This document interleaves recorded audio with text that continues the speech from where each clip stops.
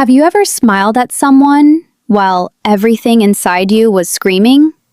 Not because you were weak, not because you didn't know better, but because you understood something most people never learn, that sometimes survival looks exactly like surrender. Imani Carter understood that. She learned it the hard way. She learned it in a mansion with marble floors and gold fixtures and a husband whose name never appeared in headlines but controlled everything behind them. She learned it at dinner tables where powerful men laughed at her in a language they assumed she didn't speak. She learned it every time she opened her mouth, and someone else's hand found the small of her back and finished her sentence for her. 7 years. 7 years of approved dresses. 7 years of careful smiles. 7 years of being the most invisible woman in every room she walked into. And tonight, standing in that bathroom in a red dress, hands gripping that sink, tears she refused to let fall sitting right behind her eyes, Imani Carter made a decision. Not tonight. Not like this. Not anymore. Because 2 rooms away, the 2 men she had trusted most in her life were deciding what she was worth. And what they didn't know, what nobody in that world had ever stopped long enough to realize, was that the quiet woman in the red dress had been watching, recording, waiting for exactly this moment. Stay with me, because what she does next, nobody saw coming. Not her husband, not the syndicate, and especially not her father. The staff at the Kim estate had a name for the way Imani moved through the house. They called it grace. They were wrong. It was not grace. It was something much harder than that. It was the kind of stillness you develop when you have learned, really learned, that every word you say is being measured. Every expression you make is being filed away. Every moment of weakness is a door someone will eventually walk through. Imani had learned all of that in the first 6 months. By year 7, it was just breathing. She woke up every morning in a bed that cost more than her childhood home, and before her feet touched the floor, she ran through her 3 rules. Speak only when spoken to, smile before he asks you to, never let them see you think. Simple rules, exhausting rules, rules that had kept her alive. Tonight was a syndicate dinner. 30 people, long table, crystal glasses that caught the light like small fires. The kind of room where power didn't announce itself. It just sat there, heavy and quiet, the way expensive things always do. Imani wore the dress Jae-hyun had chosen, the necklace he approved. She sat where she was placed and spent 3 hours being exactly what this room expected her to be. Decorative, silent, safe. Midway through dinner, Director Cho, a heavy-set man with small eyes and a loud opinion of himself, leaned toward the man beside him and said something in Korean. The table laughed. Jae-hyun picked up his glass. Imani smiled. What nobody at that table knew, what Jae-hyun himself had never once suspected in 7 years of marriage, was that Imani had been fluent in Korean for 3 years. She understood every word Director Cho said. Every single word. She kept smiling. She reached for her water glass with a steady hand, and pressed record on the device tucked inside the hidden pocket of that approved dress. Later that night, she locked the bathroom door, sat on the cold marble floor with her back against the tub, and opened the journal no one knew existed. She didn't write her feelings. She wrote names, dates, amounts, page after quiet page. She had been doing this for 3 years. She closed the journal, pressed it back behind the loose tile beneath the sink, stood up and looked at herself in the mirror for a long moment. The woman looking back at her was composed, unreadable, dangerous in a way nobody in that dining room would ever think to be afraid of. She turned off the light. They saw a woman who knew her place. They saw exactly what she needed them to see. But alone in that bathroom in the dark, with 3 years of evidence hidden behind a tile they would never think to move, Imani Carter allowed herself one thought. Not much longer now. There is something uniquely terrifying about a dangerous man who is also tender, because the tenderness confuses you. It makes you question what you know.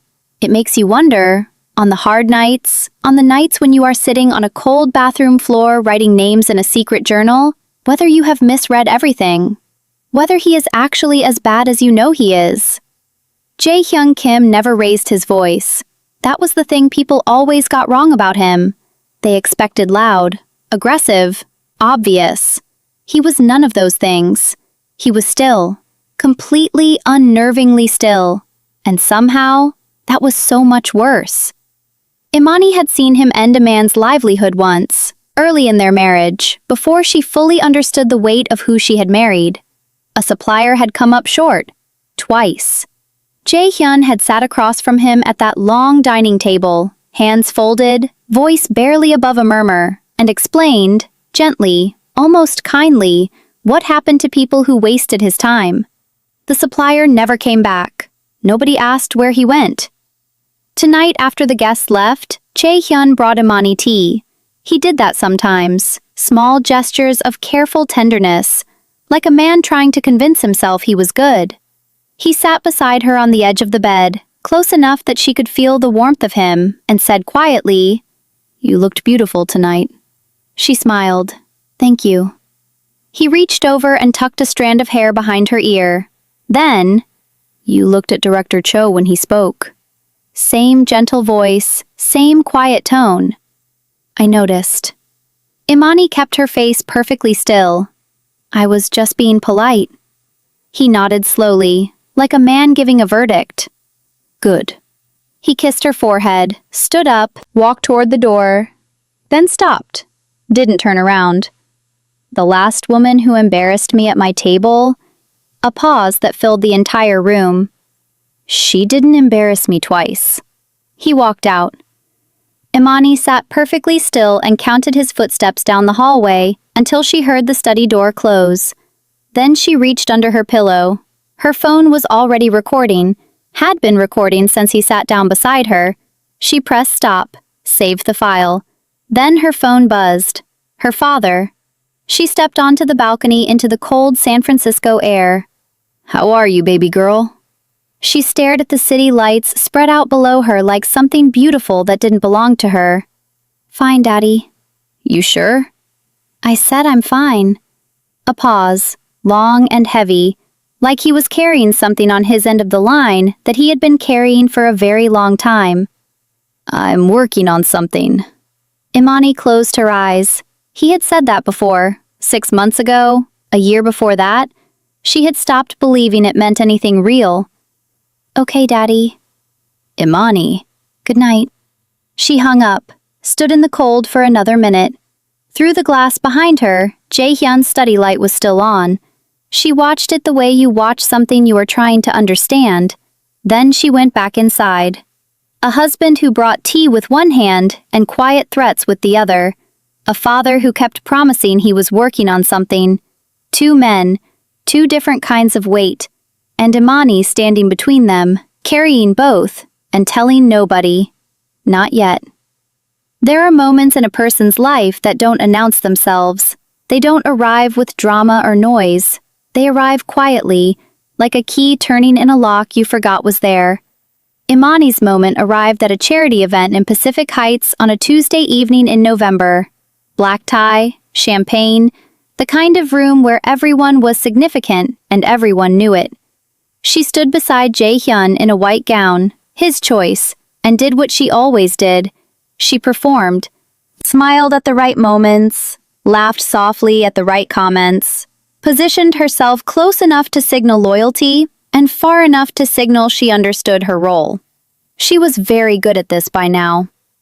Then a journalist approached. Young woman, warm eyes, the kind of person who actually listened when you spoke. You could tell just by looking at her. She looked directly at Imani, not at Jae-hyun, at Imani. "Mrs. Kim, I read that before your marriage you were pre-law at Northwestern. Do you ever think about going back?"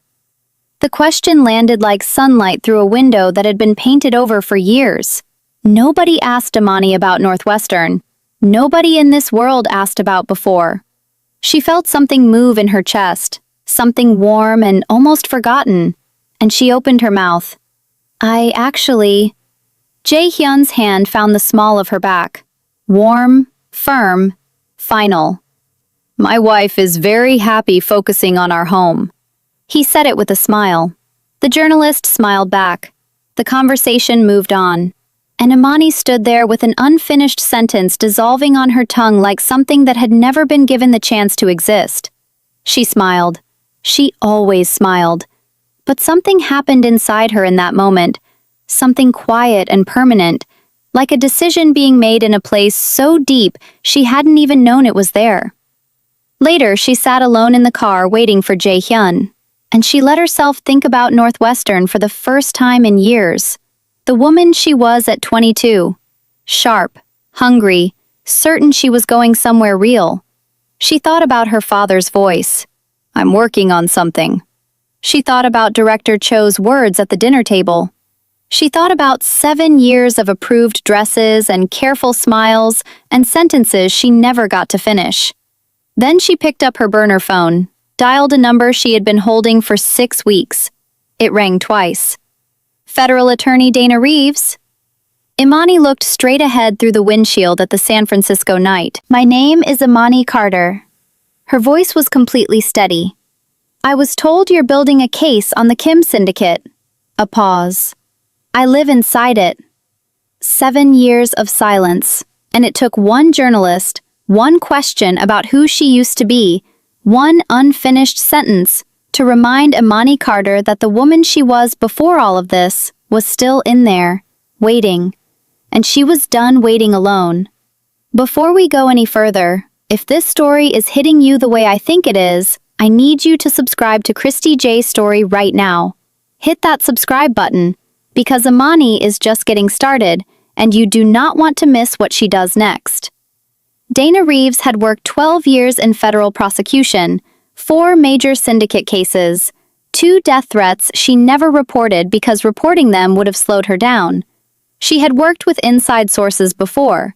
Most of them lasted 3 weeks before fear swallowed them whole, and they disappeared back into the lives they were trying to escape. When Imani Carter called her that Tuesday night, Dana had listened carefully, asked 3 questions, and said she would be in touch.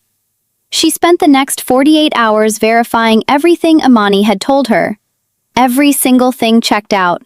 She called Imani back and said, "What you have is more than I've collected from the outside in 2 years." "I know," Imani said simply. "How long have you been building this?" 3 years. Silence on Dana's end. "You have been building a federal case from inside a mafia boss's house." "I've been surviving," Imani said. The case was just what surviving looked like. Back at the estate, life continued without a single ripple. Imani attended his dinners, smiled at his associates, stood at his side at 2 more events. She poured his coffee every morning. She asked about his day. She was present, warm, exactly what he expected. And every Thursday, the one day Jae-hyun's head of security rotated posts between 2 and 2:45 p.m., she was in his study, photoing documents, logging transfers, working with the quiet efficiency of someone who had been doing this long enough that her hands no longer shook. Then, one Tuesday evening, Jae-hyun hosted a private dinner for 6 senior associates. Business was discussed openly. The way powerful men always discuss business when they believe no woman at the table is worth listening to.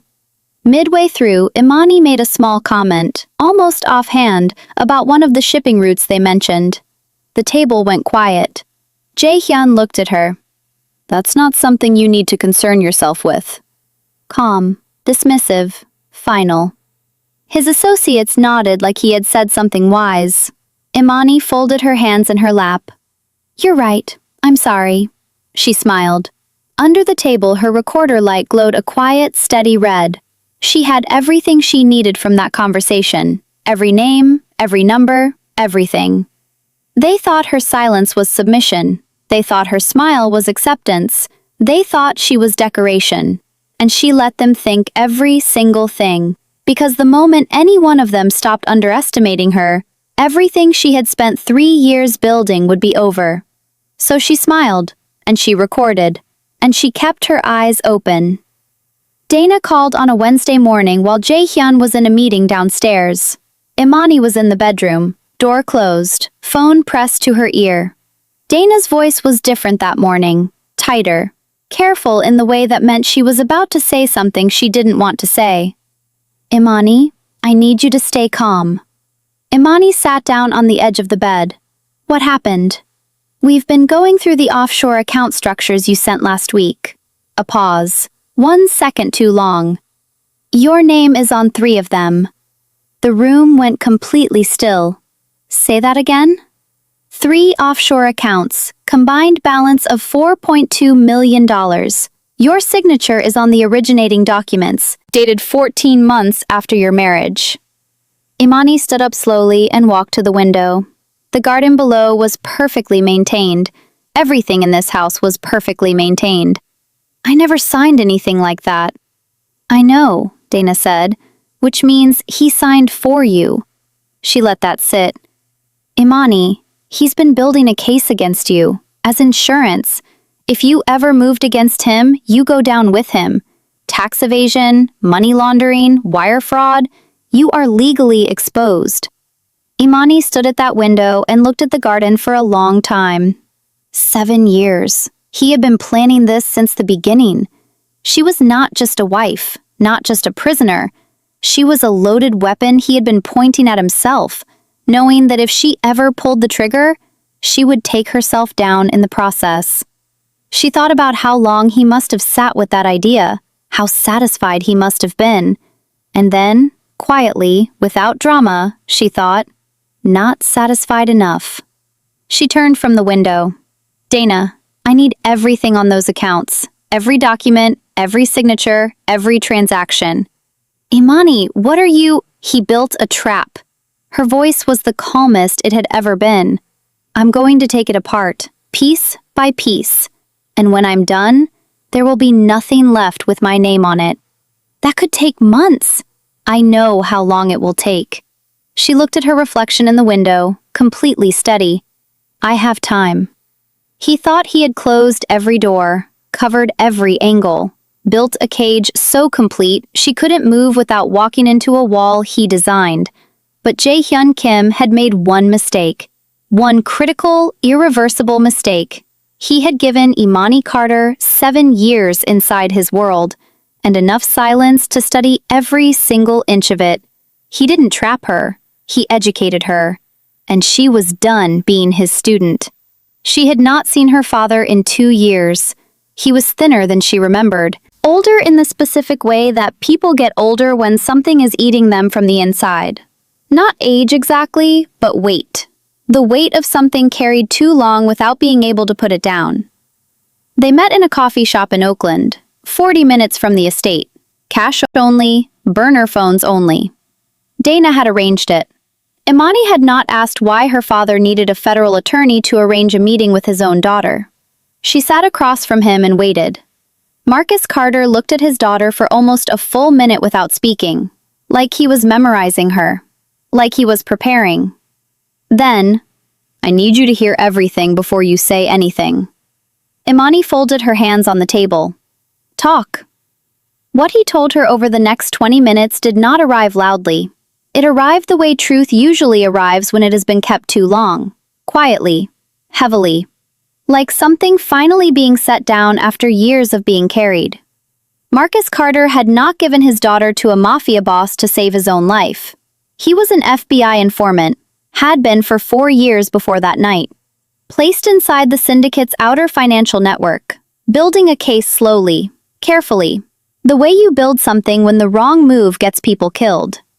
When Jae-hyun came for the debt that night, the real debt, the one with consequences attached, Marcus had 2 choices. Refuse, and they both died before morning, or by time. I chose time, he said. I chose your life over your freedom, and I have hated myself for it every single day since. He hadn't disappeared. He had been working, every year since that night, building evidence on the law enforcement connections protecting Jae-hyun, the names, the payments, the favors that kept the syndicate untouchable for 15 years. He was the one who had pointed Dana Reeves toward Imani. Every call, every, I'm working on something, every promise she had stopped believing, was real. He had been watching over his daughter the only way available to him, from the outside, invisibly. paying a debt he never stopped believing he owed her. The coffee shop was quiet around them. Imani looked at her hands for a long time. She thought about every unanswered question. Every year she had spent believing he chose himself. Every night she sat on a cold bathroom floor alone because she thought there was no one coming. She looked up. "You should have told me." His voice cracked slightly at the edges. "You would have fought sooner, and he would have killed you." The silence between them was the kind that held everything neither of them had words for yet. Then Imani reached across the table and placed her hand over his. She didn't say she forgave him. She didn't say she didn't. But she left her hand there, and Marcus Carter, for the first time in 7 years, exhaled. She walked into that coffee shop believing her father was her wound. She walked out knowing he was her foundation. And now, for the first time since the night she walked into that mansion in a dress she didn't choose, Imani Carter was not fighting alone. They had everything. When you laid it all out, Marcus's 4 years of law enforcement names and payment records, Imani's 3 years of financial architecture and recorded conversations, what they had built together was the kind of case that ends careers, dismantles empires, and changes the shape of a city. Dana had been in federal prosecution for 12 years. She had never seen anything like it. She set the operation for 72 hours out. Simultaneous arrests across 3 states. Account freezes triggered at the same second. Raids coordinated so tightly that no tip-off could reach anyone in time to matter. Imani went home that evening and made Jae-hyun dinner. She asked about his day. She poured his coffee. She laughed at something he said. And he noticed nothing. Not a flicker. Not a shadow. Nothing. She lay beside him that night and listened to him breathe, and thought about the fact that in 72 hours, this man's entire world would be gone. Everything he had spent 15 years building. Gone. And he was lying here, completely certain that he was untouchable. She stared at the ceiling. Almost, she thought. Almost. Then, 48 hours before the operation, Jae-hyun's head of security called him into the study. An anomaly. A device. A pattern that didn't belong to anything in the household network. Imani was in the kitchen when she heard the study door close. She set down what she was holding, stood completely still. Listened to the silence, the way you listen when your entire life is sitting on the other side of a closed door. 15 minutes later, Jae-hyun came into the kitchen. He looked at her. Just looked. The way a man looks at something he is trying to read. "I'm thinking of taking a trip this weekend," he said. "Clear my head." "That sounds nice," she said. "Where?" "Haven't decided yet." He kissed her cheek, walked out. And then, from the hallway, just loud enough for her to hear, "Prepare the jet for Friday evening." Imani stood at the kitchen counter until she was certain he had moved far enough away. Then she walked to the bathroom, locked the door, pressed her back against it, took one breath, just one. Then she called Dana. "He knows, or he suspects. You have to move tonight." "Imani, if we move tonight, the case has gaps." "Dana." Her voice was the quietest it had ever been, the steadiest. "Move tonight." 72 hours became 12. 7 years of survival. 3 years of evidence. 4 years of her father's invisible watch. All of it. Every sacrifice, every smile, every name written in a secret journal behind a tile, coming down to one phone call, one decision, one night. And Imani Carter had just made it, without flinching. Federal agents moved at midnight, not one location, 17. At exactly the same moment, Jae-hyun's accounts were frozen at 12:01 a.m., before a single call could be made, before a single person could be warned, before the network that had protected him for 15 years even understood what was happening. His law enforcement connections, every name Marcus had spent 4 years documenting at enormous personal cost, were taken from their homes quietly and efficiently in the same window. His lieutenants across San Francisco, Los Angeles, and Seattle were arrested before any of them could reach their phones. The entire structure, every relationship, every bribe, every carefully maintained connection, gone. In 40 minutes. But Chae-hyun was already at the airport. His head of security had moved fast.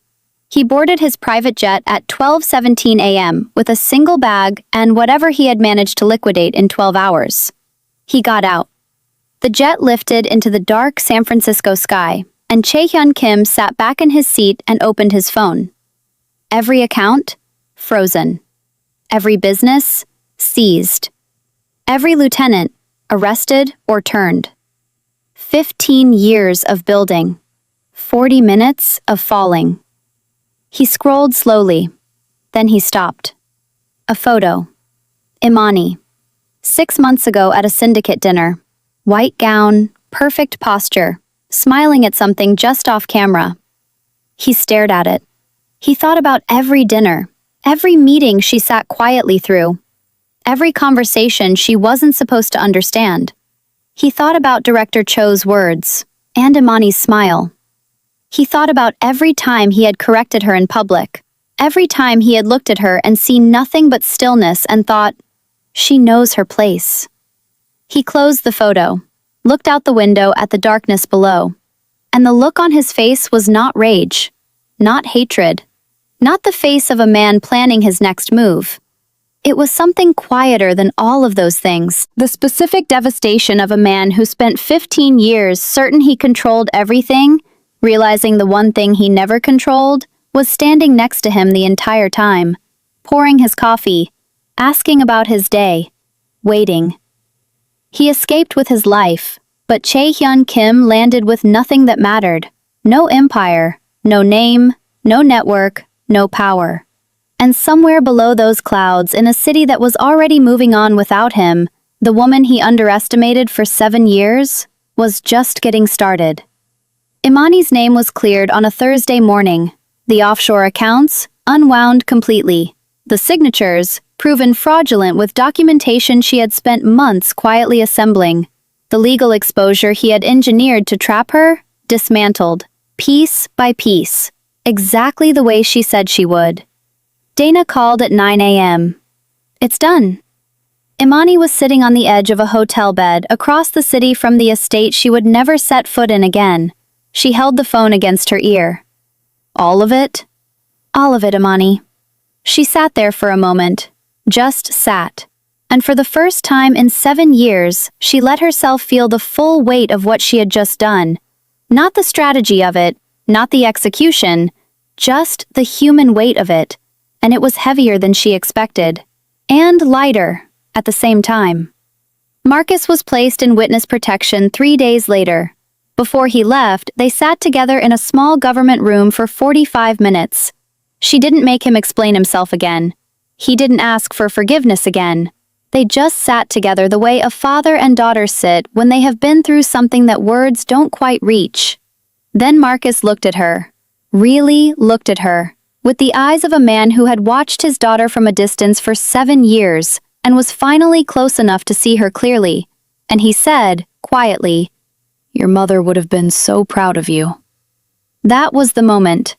That specific line. That was the one that cost him everything to say and gave her everything she needed to hear. She held his hand until they came to take him. She didn't cry until after he was gone.